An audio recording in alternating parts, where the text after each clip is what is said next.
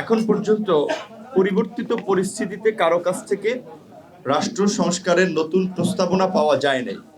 আমরা ৪২টি রাজনৈতিক দল যারা এই ফ্যাসিবাদের বিরুদ্ধে মৌলিক কিছু বিষয়ে ঐক্যমত্য পোষণ করে আমরা যুগপৎ আন্দোলন করেছিলাম।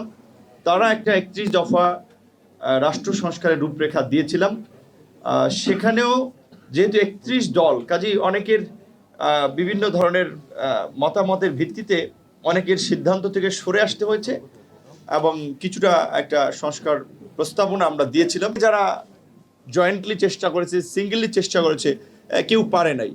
তো ১.৫ দশকে সবার এই বিভিন্ন প্রচেষ্টা এবং সর্বশেষ ছাত্রদের আন্দোলন সব এক জায়গায় এসে এই বিপ্লব এবং গণ অভ্যুত্থান সফল করেছে, যার ফলে আমরা এখন আমাদের প্রত্যেকের চিন্তার আলোকে এখন আমরা নতুন বাংলাদেশ বিনির্মাণের জন্য যার যার চিন্তার জায়গা থেকে কথা বলছি। তো আজকের এখানের বিষয়টা ছিল আপনাদের বিচার বিভাগ নিয়ে। এখানে বিজ্ঞ আইনজীবীরা এবং সাবেক বিচারপতিও আছেন, তারা বলবেন।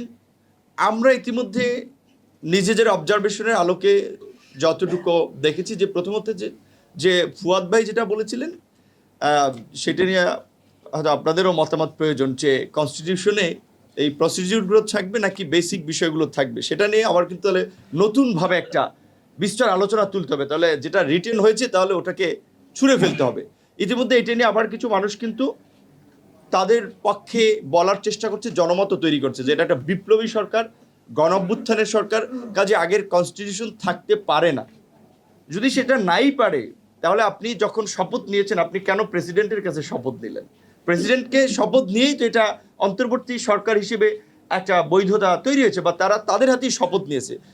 এখন আসলে আমরা তো সবাই ইন্ডিপেন্ডেন্ট, সবাই বলতে পারে, কিন্তু এখন অনেকে তার যেটা বোঝার জায়গা আছে সেটাকে যদি অ্যান্ডোর্স করতে থাকে, তাহলে আরও কিন্তু একটা বিভিন্ন ধরনের মতামত এবং তার আলোকে কি পরিস্থিতি কাজ ওকে আচ্ছা কি পরিস্থিতি তৈরি হবে সেটা নিয়ে কিন্তু আমি মনে করি আরেকটা আশঙ্কা আছে। পাবলিকলি বক্তব্য দেওয়া রাজনৈতিকভাবে আর রাষ্ট্রের বিষয়টাকে মাথায় রেখে কাজ করা কিন্তু ভিন্ন জিনিস। অনেক বলছে সেনাপ্রধানকে সরাই দেন, সে শেখ হাসিনার আত্মীয়, প্রেসিডেন্টকে সরাই দেন। আচ্ছা, এই সেনাপ্রধান তো আমাদের পক্ষে অবস্থান নিয়েছে, জনগণের পক্ষে অবস্থান নিয়েছে। পুরো সেনাবাহিনী এরকম একটা পরিস্থিতির মধ্যেও যে জনগণের পাশে এসে দাঁড়িয়েছে, জনগণের লাইনে থেকেছে, তার জন্য অবশ্যই তারা প্রশংসার দাবি দেন। তাহলে এই কথাগুলো বলার মধ্যে দিয়ে আরেকটা বিশৃঙ্খলা, আরেকটা নৈরাজ্য, আরেকটা পরিস্থিতি তৈরি করতে উস্কে দেওয়া হচ্ছে কিনা, এগুলো কিন্তু আপনাদের একটু আমলে রাখা দরকার, বোধহয় বিবেচনা রাখা দরকার।